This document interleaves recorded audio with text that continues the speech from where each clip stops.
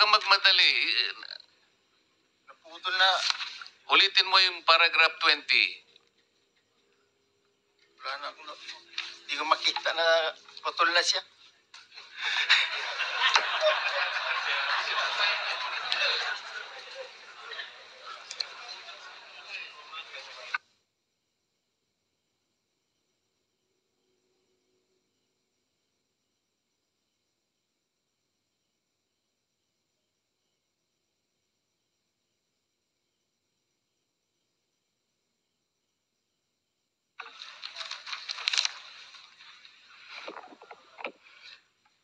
Pagkatapos, mabilang ang sinasakay namin sa mga sakyang patungo sa Horizon Residence, Taguig.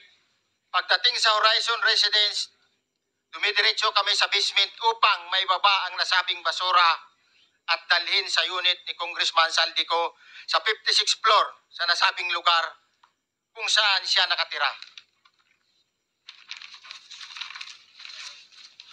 Bago ibaba ang nasabing basura, ito ay bawas na. Halimbawa, nag-akyat kami ng 46 na malita. Ibababa lamang namin ay 35 malita para i-deliver sa bahay ni House Speaker Martin Romualdez sa 42 McKinley Street, Taguig. Ang labing isang malita ay naiwan sa taas ng 56th floor sa Horizon Residence. Humigit kumulang 3 beses ako mismo ang nag-deliver ng basura sa bahay ni Congressman Saldico, sa Horizon Residence at sa mga bahay ni Speaker Romualdez sa 42 McKinley Street, Taguig. Mas maraming pagkakataon na nagde-deliver kami ng basura sa bahay ni Speaker Romualdez at sa bahay ni Congressman Saldico dahil iba-iba kaming mga nakadetailed na close-in, backup at advance party na nagkakaroon ng rotation. Sa huli, ako po ay nagnanais na mapasailalim sa Witness Protection Program dahil alam ko po nanganganib ang buhay ko at ang aking pamilya sa ginawa kong paglalahad na ito. Sa katotohanan na ang lahat ay nilagdaan ko, ang salaysay na ito ay kusang loob at walang anumang pamimilit at bunsod lamang ng hangarin matulungan ang ating bansa. Ito po ay nilagdaan ko, Your Honor. Thank you, Orly. Before you proceed, meron lang...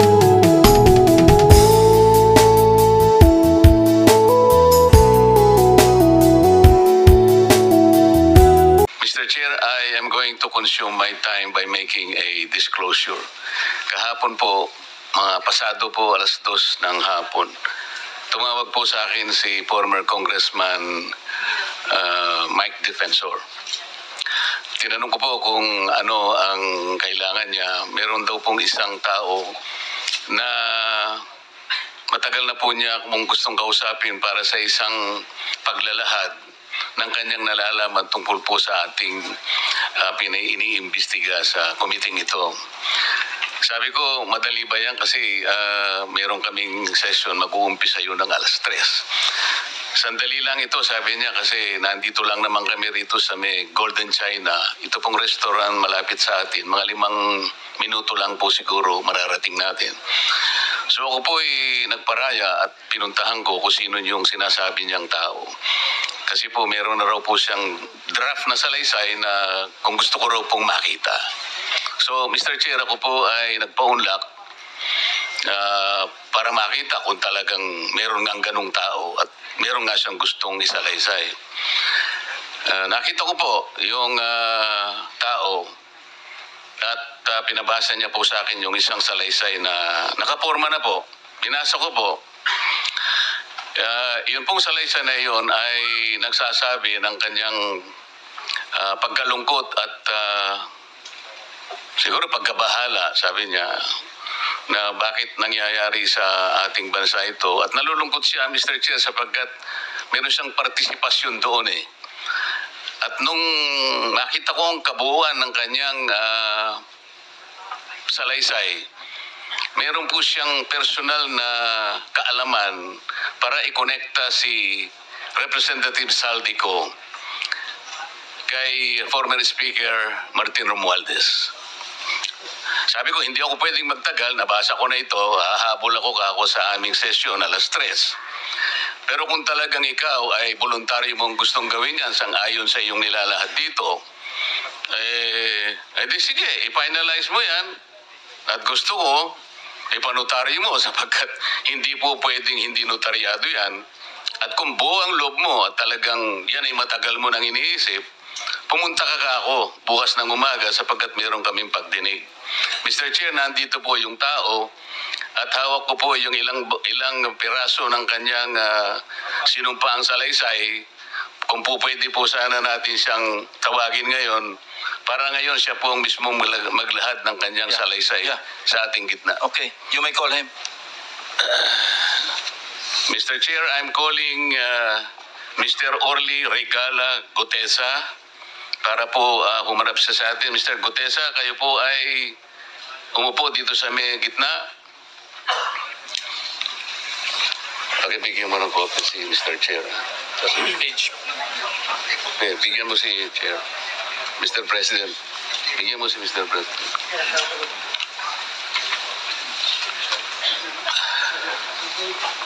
Manatili ka muna nakatayo kasi nanunumpa ka.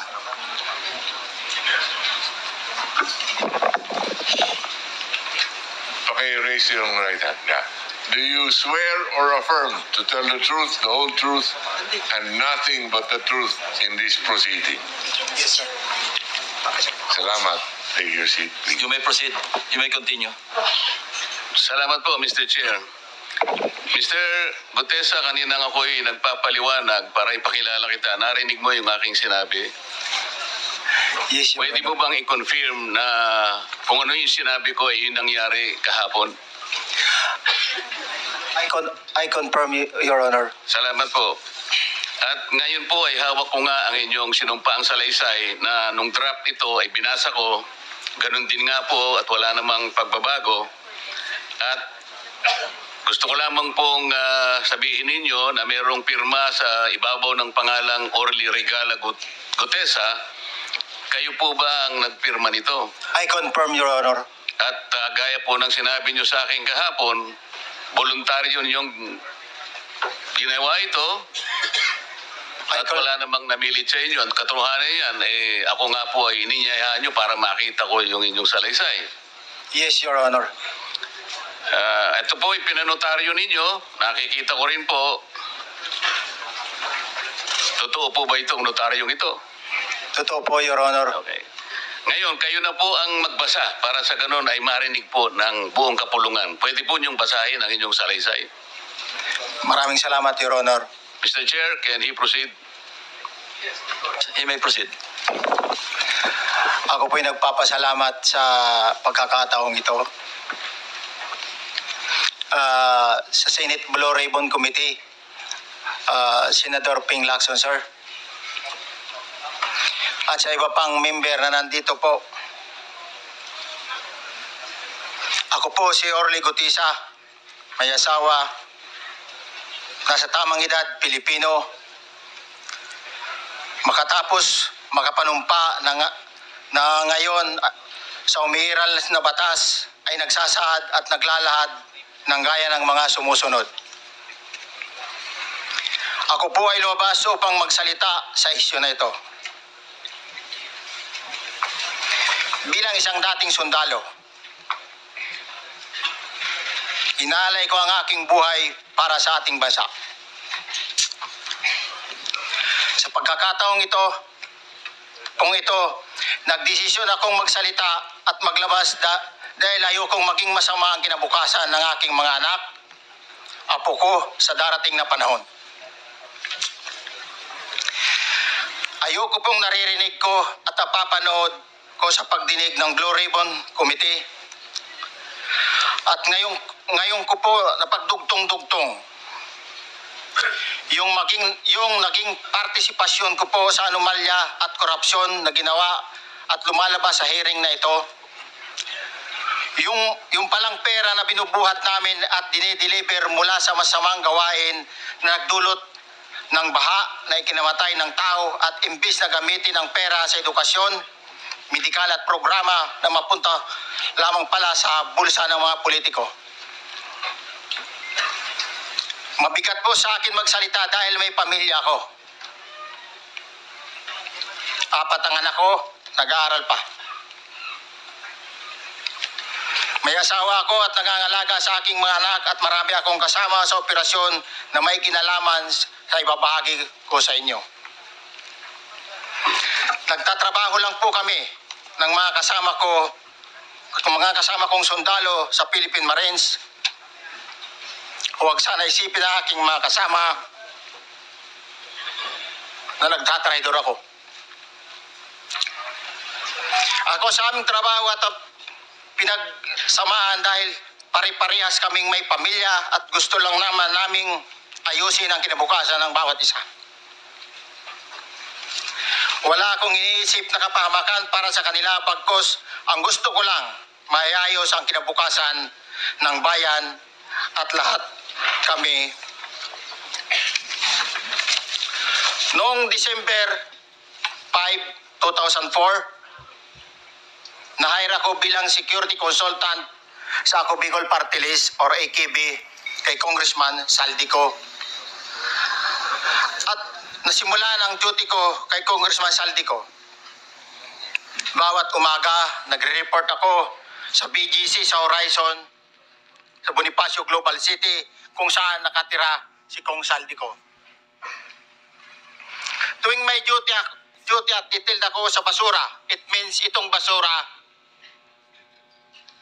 ito yung box ng pera na pinag-uusapan natin sa kasalukuyan. Mr. Gutesa, mag-stick ka lang sa binabasa mo. Huwag ka nang nag-a-adlib. Kung ano yung nandito, basahin mo lang. Yes, Your Honor. Tuwing may duty detail ako sa basura, pumupunta kami sa 28 Ladybug Corner, Dragonfly, Valle Verde 6, Pasig City. Tagabuhat lang ako ng malita ng basura. Ang ibig sabihin ng basura ay malita na may lamang pera. Ang bawat malita ay may lamang humigit kumulang 48 million pesos.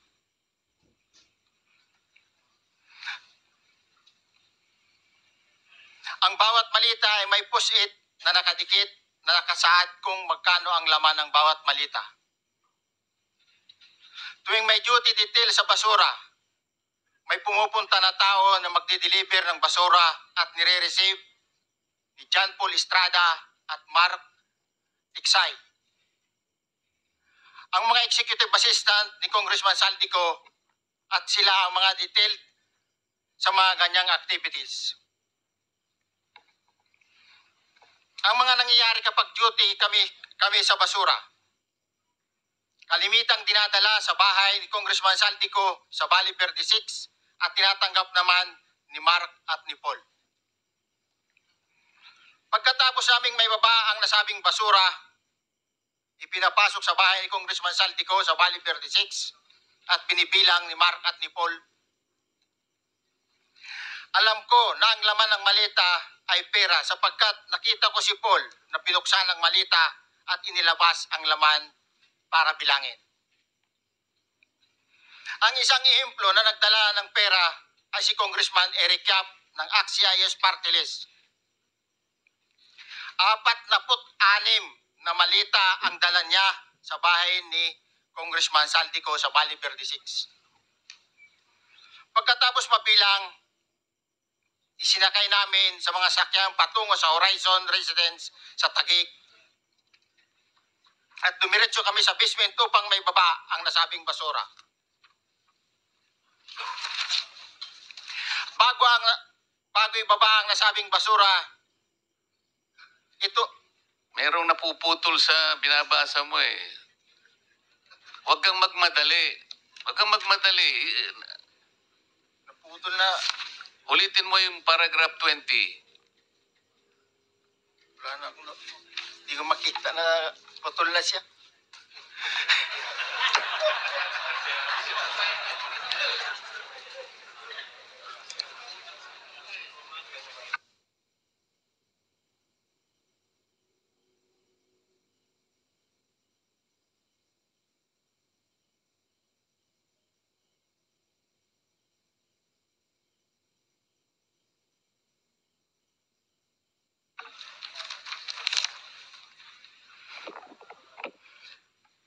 Pagkatapos, mabilang ang sinasakay namin sa mga sakyang patungo sa Horizon Residence, Taguig. Pagdating sa Horizon Residence, dumidiretso kami sa basement upang maibaba ang nasabing basura at dalhin sa unit ni Congressman Saldico sa 56th floor sa nasabing lugar kung saan siya nakatira. Bago ibaba ang nasabing basura, ito ay bawas na. Halimbawa, nag-akyat kami ng 46 na malita. Ibababa lamang namin ay 35 malita para i-deliver sa bahay ni House Speaker Martin Romualdez sa 42 McKinley Street, Taguig. Ang labing isang malita ay naiwan sa taas ng 56th floor sa Horizon Residence. Humigit kumulang 3 beses ako mismo ang nag-deliver ng basura sa bahay ni Congressman Saldico, sa Horizon Residence at sa mga bahay ni Speaker Romualdez sa 42 McKinley Street, Taguig. Mas maraming pagkakataon na nagde-deliver kami ng basura sa bahay ni Speaker Romualdez at sa bahay ni Congressman Saldico dahil iba-iba kaming mga nakadetailed na close-in, backup at advance party na nagkakaroon ng rotation. Sa huli, ako po ay nagnanais na mapasailalim sa Witness Protection Program dahil alam ko po nanganganib ang buhay ko at ang aking pamilya sa ginawa kong paglalahad na ito. Sa katotohanan na ang lahat ay nilagdaan ko, ang salaysay na ito ay kusang loob at walang anumang pamimilit at bunsod lamang ng hangarin matulungan ang ating bansa. Ito po ay nilagdaan ko, Your Honor. Thank you, Orly. Before you proceed, meron lang ako papakitang litrato sa iyo. No? I-confirm mo, kasama na rin si Bryce, kung yan ba si Paul na binabanggit mo. I confirm, Your Honor. Yun nga po, Your Honor. Siya po. Okay, so, yeah, for the record, andito po yung litrato nung binabanggit na si Paul. Ang palyado nito.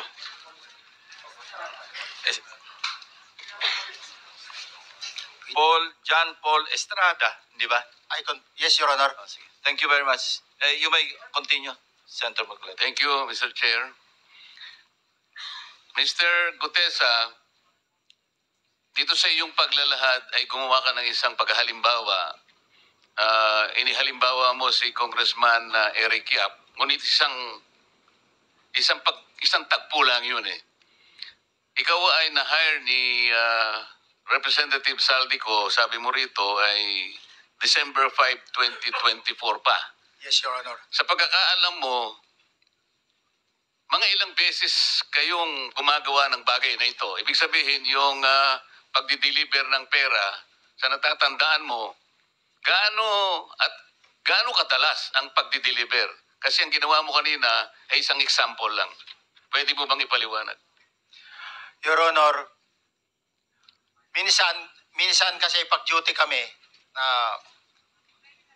ang actual ko na delivers talaga sa bahay ni Congressman Romualdez is 3. Tapos pag may duty kami, nagkakaroon ng detailed. Minsan namumonitor ko doon sa group chat namin,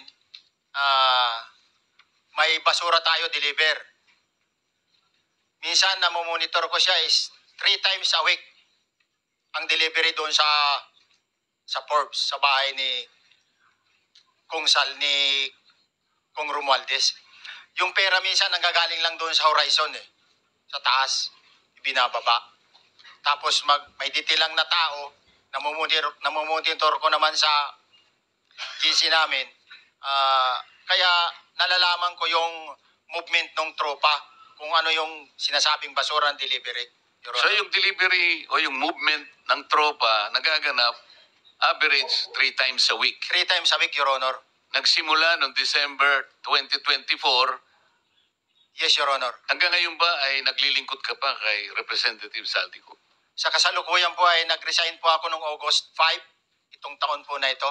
So, maliwanag ba ang ibig mong sabihin para sa kapulungan ito ay nag-a-average ng 3 beses sa loob ng isang linggo ang pagdi-deliver ng pera kay Representative Saldico at tuloy-tuloy naman doon sa bahay ni former Speaker Martin Romualdez sa ganung rate, ganung beses, 3 beses sa loob ng isang linggo. Yes, Your Honor. Magmula December 2024 hanggang ikaw ay mag-resign noong August 2025, this year. Yes, Your Honor. Mr. Chair, Senator Marcolita, short Yes. interjection. With the permission of Senator Marcoleta. Thank you, may Mr. Chair. May maibigay ka ba na pangalan? Kasi ang sinasabi mo lang ngayon, as far as you're concerned, during ikaw ay nagdo-duty, nagro-rotation basis yung duty. So pag wala ka, absent ka, iba ang nagdo-duty, iba rin ang nagtatanggap sa pera at nagdi-deliver. Am I correct? Senator De La Rosa, may I just remind you na isang follow-up. Pero kung gusto mo ituloy at pahig si Senator Marcoleta, naka-charge sa oras niya yung mga susunod na tanong. Okay? Okay lang. Okay lang. Sige boss, May, nanghiram meron lang pa naman naman. ako sa iyo. Go ahead. Meron ka pa namang 4 na minuto pa mahigit yan. Yes, sir. So, sige. Very quick lang. So, pag hindi ka duty, may ibang nag-deliver ng pera kay Saldico at kay Speaker Romualdez.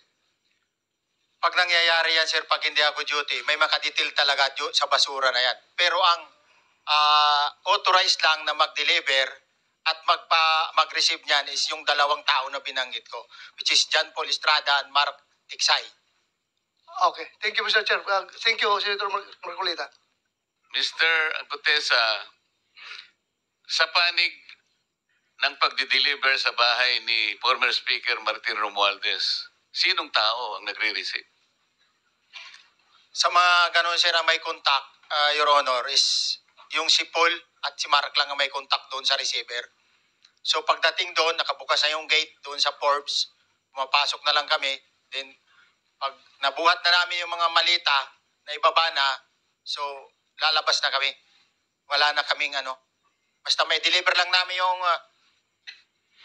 mga basura doon sa bahay, wala na kaming noon, Your Honor. Alin-aling bahay Yung ang 42. pinagdi-deliveran mo sa panig ni former Speaker Martin Romualdez? Yes, Your Honor, yung 42, yung dito sa may Forbes Park. Yun lang? Wala nang iba? Mayroon pa yung bago nakaraan doon sa 19 Nara, yung dating bahay ni Michael Yang. Sa pagkakatanda mo, mayroon pang ibang lugar na kung saan nagdi-deliver kayo? Sa Aguado, dyan sa Malacanang. Aguado? Excuse me, Senator Marcoleta. Sino Michael Yang? Yung dating sa Pugo yata yon, Sa? yung dating sa Pugo. Yung Michael Yang. dating bahay ni Michael Yang. Dating bahay. Yes, Your Honor. Okay, thank you. Ibig mo sabihin, nabili ni Speaker Martin yung bahay ni Michael yan? Allegedly, Your Honor. Pero paano mo alam na bahay ni Speaker yun? Kasi doon na nagde-deliver yung tropa nung hindi na nagde-deliver doon sa 42, Your Honor. Ngayon, sinasabi mo meron kayong chat. Nagagamit mo yung chat para ma-monitor mo yung rate ng delivery at kung sino-sino yung nagdi-deliver? During the time nung nandun pa ako, Your Honor. Mr. Chair, salamat po at baka meron pa po Thank you. gustong Yeah, itanong ating may mga kasama. papakita pa ako isang litrato pa, no? Identify mo lang siya. Sino yan? Mark Tiksay, Your Honor. Meron pa ba nakakakilala sa kanya bukod sa'yo? Dito? Wala. Nabanggit kasi ni Engineer Alcantara rin dito eh. Sa salaysay mo noong September 23, sinasabi mo, hindi ko po siya na-meet during pagdadala. Ang tao niya po ay may alias lang na Paul at Mark. Na-meet mo ito si Mark, Engineer? Sa Valle Verde po, once lang po. So, kinukonfirm na si Mark Tiksay ito. Mark po and Paul, karaniwan po na. Okay, thank you. Thank you, Senator Marcoleta. Mr. Chair, may tatanong lang po kung Yes. with the permission of Yeah, okay. Senator Marcoleta. Mr. Orly, Sabi niyo po, 46 na maleta na nagkakalaman po ng 48 million bawat isa. Tama po ba? Based doon po sa level nung malita na nakita ko, Your Honor. Paano po nalaman ninyo na 48 million po ang laman ng bawat isa? Kasi bawat malita po, mayroon siyang post-it na nakalagay, may sign na 48. Lahat po yun may 48. Yes, Your Honor. So, yung 46 maleta, 48 million ang laman ay nagkakahalaga po ng 2.2 billion. Alam niyo po ba yan kung 3 times a week ang sinasabi ninyo ang delivery? Based sa my experience, doon lang ako naka-experience ng 46 nung time na yon, Your Honor. Hindi naman po every week or monthly ito. Yes, Your Honor. So at one point, yung 46 na maleta, 48 million ang laman, 46 times 48 million ay 2.2 billion. Excuse me, Senator Marcoleta, paubaya mo na sa kanya yung oras na naiwanan mo. Now, 1 minute. Isang tanong niya lang. Sige, okay. 2.2 billion. Ganun po yung multiplication eh. Siguro, Your Honor, yun ang lumalabas. So one time lang po ito. One time lang po, yung time ko lang yan, nung panahon na na-identify ko si Congressman Yap, Your Honor. Alright, maraming salamat po. Thank you. Yung paghalimbawa mo, kaya mo ginawa dahil yun ang pinakamalaki. Yes, Your Honor. Pero pangkaraniwan, dahil 3 times a week, mga ilan sa tingin mo yung karaniwang na i-deliver? Ilang maleta? Usually, pag nanggagaling na sa Horizon, na idine-deliver na doon sa Forbes, minsan mayroong 15 or kaya 18 ang malita. Pero yung malalaking malita yon na nagre-rate yung bawat malita, minsan mayroong 48, may 50. Sa mga tweet, Mr. Gutesa, pangkaraniwan, 15 to, Your Honor. yun ang average, pangkaraniwan. Yes, Your Honor. Yung nabanggit mong nabigla ka sapagkat malaki, 48, yun lang kay Congressman Eric Yap. Yes, Your Honor. Yun ang time na nakita ko talaga yung ganun kapal yung malita na yun, Your Honor. Mr. Chair, payagan niyo sana akong magtanong lang ng isang tanong kay Mr. Diskaya. Mr. Diskaya, naalala mo, nagkaroon ka ng supplemental affidavit na binasa mo dito. Medyo mahaba pa nga di ba? Naalala mo yung nakaraan? Ito yung supplemental affidavit mo. Yes po, Your Na Honor. may petsang September 23, 2025. Ito yung nakaraang hearing natin. Yes po, Your Honor. Napansin ko kasi nung pinakinggan ko yung tiningnan ko sa ating transcript, parang hindi mo binasa yung paragraph 30 na kung saan binabanggit dito yung DPWH Region 1. Chinek ko talaga kaninang umaga, recheck ko uli, hindi nasama sa binasa mo ito. Ano ito, nagkamali ka lang o... Your Honor, talagang hindi ko po nabasa dahil masyado na po mahaba yung yung binabasa ko po. Hindi nga, sabihin mo na nagkamali ka lang, hindi mo sinasadya. Hindi po sinasadya. Pero dito po, wala rin po eh. Baka nakalimutan pong ilagay, kaya hindi ko po nabasa. Tsaka pinatigil po ako doon sa... Nakatigil, dapat naman. Sorry. Nagkamali po ng page. Ito po, 30 po sa Region 1. Meron pala.